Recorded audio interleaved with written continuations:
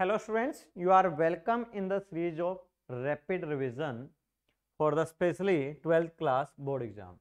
Today we have the topic India's external relations. India's external relations is the chapter in the political science for the 12th class. ये अकेला chapter आपका 6 marks का आएगा। Chapter बहुत बड़ा है, बच्चे या तो इस चैप्टर को स्किप कर देते हैं, बहुत अच्छे बच्चे इसको प्रिपेयर कर लेते हैं, पर बड़ा कंफ्यूजन रहता है कि हमें कौन से टॉपिक इसके अंदर स्टडी करने हैं, कौन से नहीं करने हैं, कहाँ पे सबसे ज्यादा फोकस करना है, कहाँ पे नहीं करना है। अगर इस चैप्टर को आप अच्छे तरीके से प्रिपेयर करोगे तो definitely you will get 6 marks. एक क्वेश्चन आएगा 6 मार्क्स का, या फिर डिवीजन आ सकता है 4+2 या 1+4, any division can be form there. तो सबसे पहले हम चैप्टर का कंटेंट देखते हैं। कंटेंट को दो पार्ट में डिवाइड कर लेते हैं। पहला जो कंटेंट आज की क्लास के अंदर I will try to cover foreign policy and nuclear policy. Highly repeated question है न्यूक्लियर पॉलिसी का। If you will see the last year question paper you will find that कि सबसे ज्यादा इसी से टॉपिक आए। फिर हमने रिलेशंस देखने हैं, बहुत सारे कंट्रीज हैं, उनको हम स्टेप बाय स्टेप या डिवीजन कर लेंगे क्लास का, उसमें इसको स्टडी करेंगे। आज की क्लास का दो ही फोकस रहेगा, फॉरेन पॉलिसी। हर बार 1 साल या 2 साल स्किप करके हर बार क्वेश्चन आता है फॉरेन पॉलिसी का, डिफरेंट फॉर्म्स के अंदर इस क्वेश्चन को पूछा जाता है। अब हम दो ही टॉपिक पे फोकस करेंगे, इनको हम लास्ट की क्लासेस के अंदर देखेंगे। Let's we start. सबसे पहला क्वेश्चन आता है, explain the meaning of foreign policy, principles of foreign policy. How can you say that कि Indian foreign policy is a peace oriented. या फिर क्वेश्चन आता है कि आपकी जो फॉरेन पॉलिसी है देश की, to support to international piece.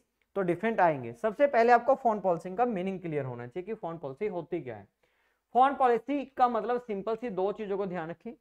जो फॉरेन पॉलिसी है, it is a group of ideas, principal on what basis a country make a relation with the other countries. का मतलब दो चीजें होगी हैं। पहला कहता है कि इसके अंदर फॉरेन पॉलिसीज में क्या है भाई, आइडियाज हैं। आइडियाज के साथ क्या जुड़े हुए हैं, आपके प्रिंसिपल्स जुड़े हुए हैं। इन दोनों के बिहार पे आप क्या करोगे, to make relation with other country, to make relation with other country. आप दूसरी कंट्री के साथ रिलेशन जब बना रहे हो, उस प्रोसेस को हम क्या बोलते हैं, फॉरेन पॉलिसी। पर फॉरेन पॉलिसी में मेन पॉइंट क्या होता है, आपके नेशनल इंटरेस्ट। फॉरेन पॉलिसी में मेन पॉइंट क्या है, आपके नेशनल इंटरेस्ट है। ठीक है जी। तो फॉरेन पॉलिसी का मीनिंग क्या हुआ, it is a group of ideas and principle on what basis a country make a relation to serve its a national interest. 3 points याद रखने हैं, पहला ये, दूसरा रिलेशन और तीसरा नेशनल इंटरेस्ट। भारत की जो फॉरेन पॉलिसी है उसके फादर JL नेहरू है। आपसे क्वेश्चन पूछा जाएगा व्हाई जवाहरलाल नेहरू। जवाहरलाल नेहरू ही क्यों, because he was the first prime minister of India as well as the first external minister of India. तो दोनों ही उसी के पास पोस्ट थी। तीसरा, नेहरू जी का बड़ा इंटरेस्ट था भारत की फॉरेन पॉलिसी को डिजाइन करने के लिए, वो अपने आप को एक ग्लोबल लीडर बनाना चाहते थे।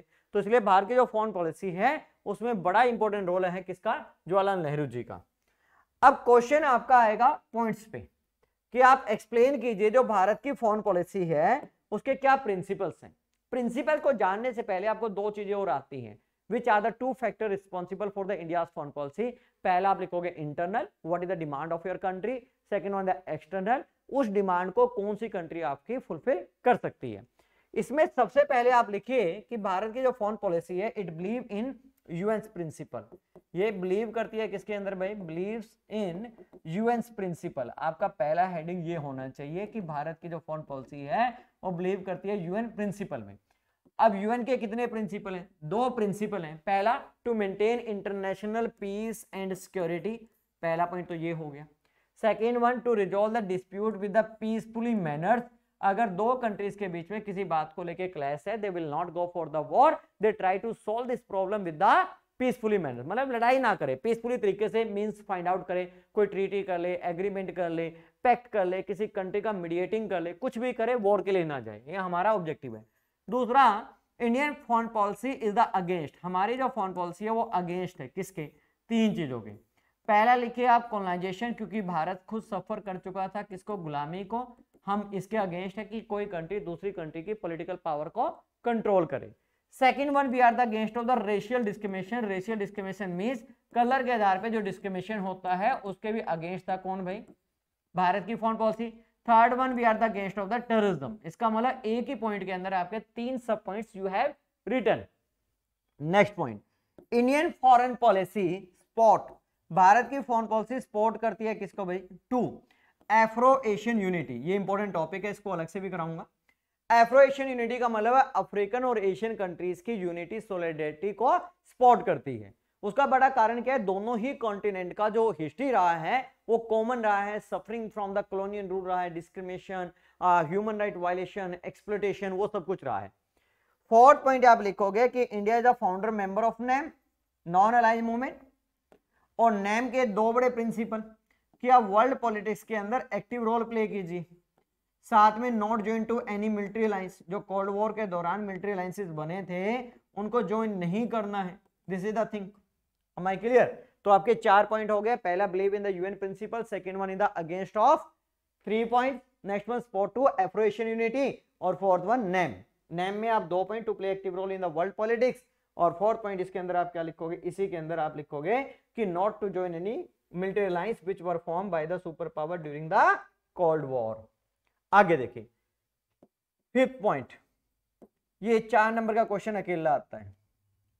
Article 51 of Indian constitution, Bharat के कॉन्स्टिट्यूशन का आर्टिकल 51 है।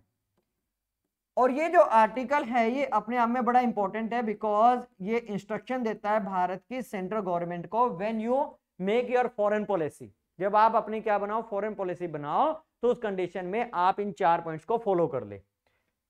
अब पहला, दूसरा, तीसरा, 4 पॉइंट बहुत आसान है। पहला, टू सपोर्ट इंटरनेशनल पीस, जो हम पहले यूएन में लिख चुके हैं, to support the international peace. Second point इसके अंदर आप क्या लिखोगे? Respect to sovereignty. सोवरेनिटी का मतलब होता है किसी कंट्री का इंडिपेंडेंट डिसीजन, उसको रिस्पेक्ट कीजिए। थर्ड वन ये बोलता है टू अबाइड, अबाइड मैंने फॉलो करना, अबाइड टू इंटरनेशनल लॉ, जो इंटरनेशनल लेवल पे लॉ बनते हैं उनको आप क्या कीजिए? अबाइड कीजिए। फोर्थ वन, अगर आपका कोई डिस्प्यूट है किसी कंट्री के साथ, उसको रिजोल्व कीजिए पीसफुली मैनर से, उसको रिजोल्व कीजिए पीसफुली मैनर से, you will not go for the war.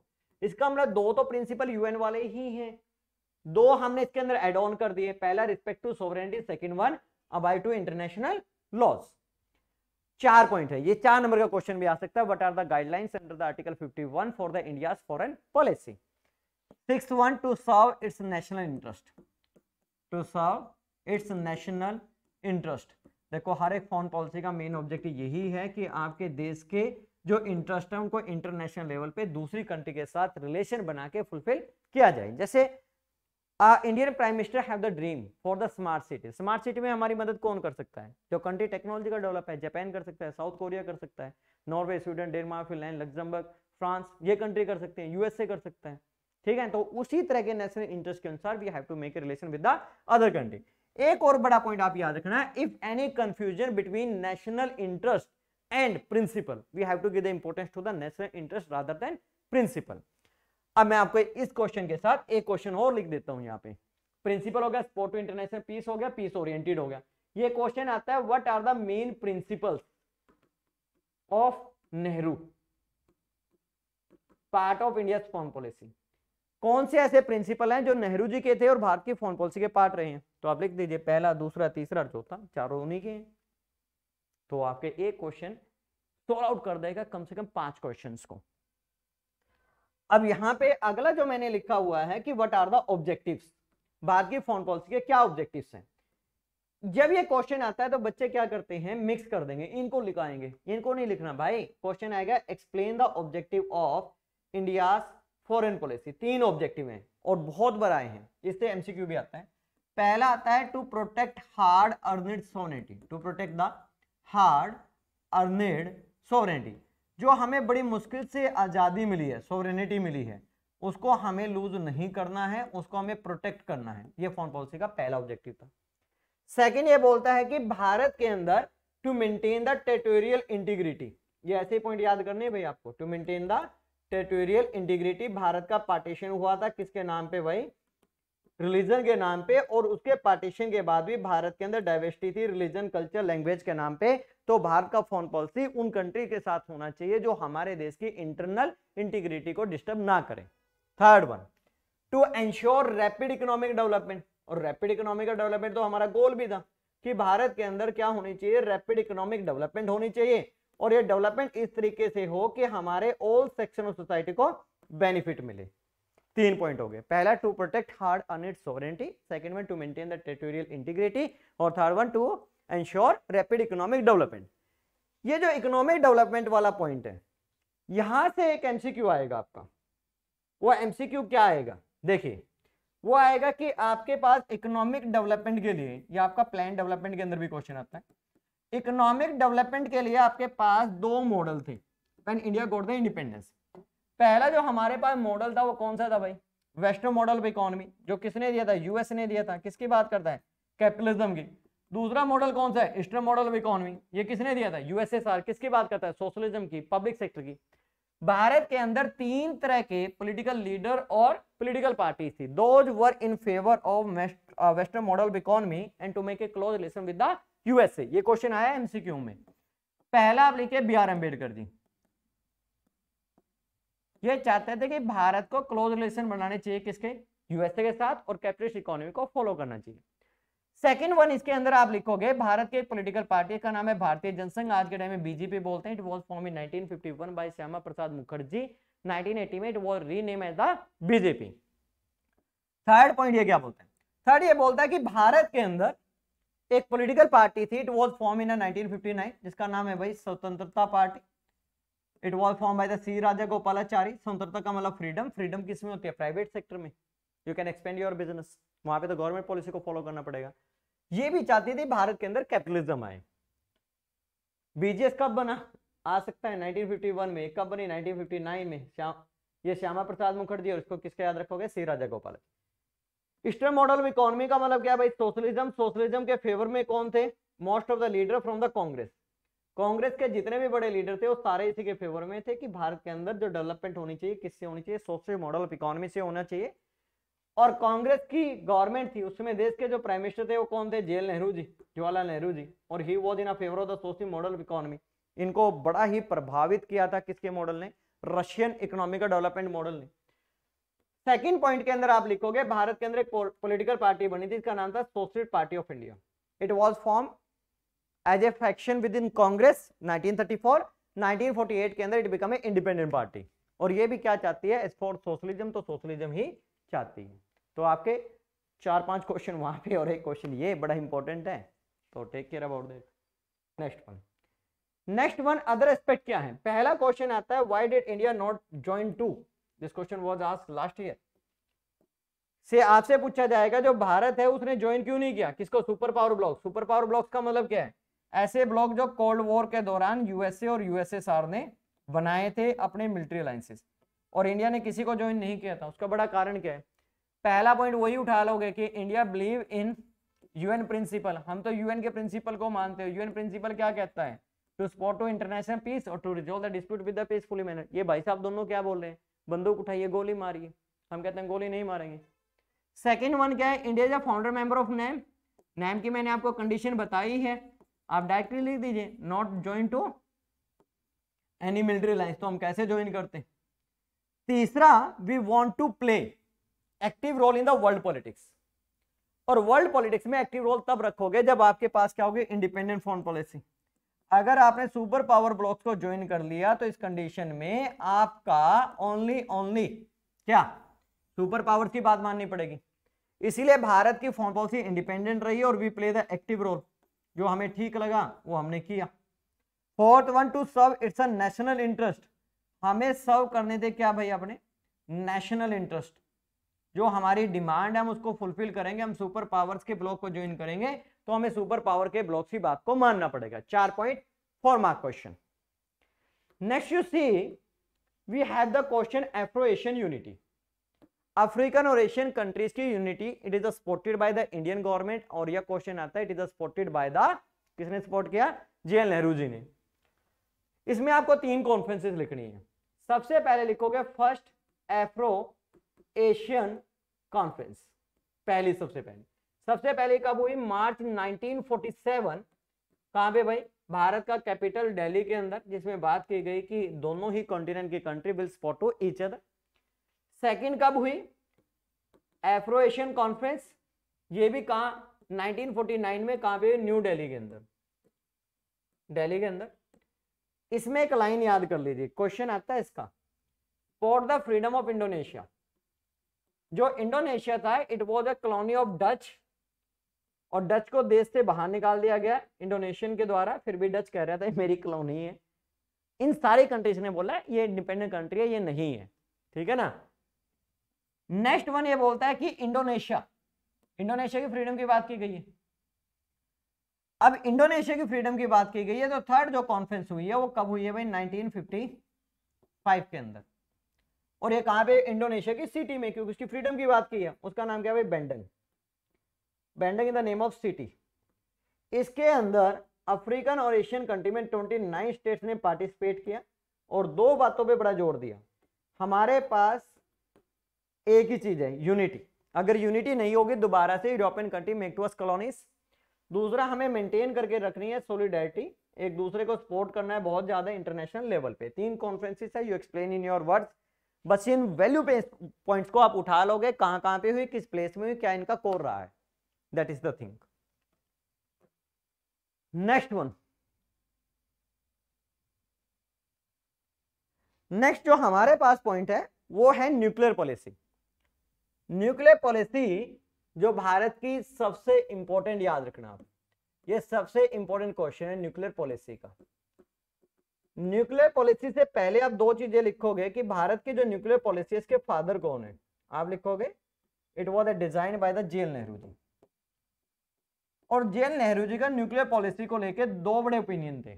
पहला ओपिनियन ये था कि जो न्यूक्लियर पॉलिसी है वो क्या होनी चाहिए, पीस ओरिएंटेड। पीस ओरिएंटेड का मतलब है कि nuclear only use for the development of human being. जैसे हम न्यूक्लियर से जनरेट कर सकते हैं इलेक्ट्रिसिटी, डेवलपमेंट ऑफ ह्यूमन की बात करते हैं। साथ में he was in favour of the डिसआर्मामेंट, कि जितने भी दुनिया के अंदर न्यूक्लियर वेपन्स हैं उन सारे के सारों को खत्म कर देना चाहिए, नेहरू जी कह रहे हैं। पर हमारे पड़ोसी देश तो न्यूक्लियर वेपन्स बना रहे हैं, तो हमें क्या करना पड़ेगा, हमें भी बनाना पड़ेगा। इसीलिए भारत सरकार ने 1940s के अंदर एक प्रोग्राम स्टार्ट किया, इसको बोलते हैं न्यूक्लियर प्रोग्राम। क्वेश्चन आता है कि न्यूक्लियर प्रोग्राम को स्टार्ट करने वाले पर्सन कौन है। याद रखना, फादर मैंने पॉलिसी का बताया, यहाँ पे याद रखना Homi J Bhabha, he was a scientist. इनकी गाइडेंस में न्यूक्लियर प्रोग्राम स्टार्ट किया। हमने 2 बार ट्राई की। सबसे पहले 1974 में किया, पोखरन इन the name of place located in Rajasthan. दूसरा 1998 में किया, तब उस समय हमारे देश के प्राइम मिनिस्टर कौन थे भाई, अटल बिहारी वाजपेयी जी। 74 वाला जो किया वो क्या हो गया भाई, फेल्ड हो गया। उसका नाम स्माइलिंग बुद्धा था। It was done on the Buddha Purnima. 1998 का हमारा क्या हो गया, सक्सेसफुल हो गया, ठीक है जी। और India become a nuclear country. एक क्वेश्चन आता है भारत का क्या स्टैंड है ऑन इंटरनेशनल लेवल। दो चीजें हैं, इंटरनेशनल लेवल पे 2 ट्रीटी की गई है। 1968 में एनपीटी नॉन प्रोलिफरेशन ट्रीटी से क्वेश्चन आता है, इंडिया ने इसके ऊपर साइन नहीं किए हैं। क्वेश्चन आएगा क्यों नहीं किए हैं, आप बोलोगे it is based on discrimination. ये कहती है दुनिया के 5 countries, USA, UK, France, Russia, China, they are allowed to conduct a nuclear test. दूसरे नहीं करेंगे। बाहर कहते हैं तो गलत बात है, या तो सारे बंद करें या फिर क्या करें, कोई भी ना करे। अब दूसरा ये क्या बोलता है कि इसी ट्रीटी को 1996 के अंदर और 5 और 6 के अंदर इसको एक्सटेंड कर दिया गया, क्योंकि ये पहले 20 ईयर्स के लिए की गई थी, और इसका नाम रखा गया CTBT, comprehensive test ban treaty. ये वही है, उसी तरह के प्रोविजन है, और इसको इनडेफिनाइट टाइम पीरियड के लिए आगे बढ़ा दिया गया। तो भारत ने इसके ऊपर भी मना करती है। अब मैंने आपको बताया कि भारत की जो फॉरेन पॉलिसी है वो पीस ओरिएंटेड है, और दूसरी तरफ हम न्यूक्लियर टेस्ट कर रहे हैं। ये भी एक क्वेश्चन आया था कि आप इसको क्या करो, जस्टिफाई करो।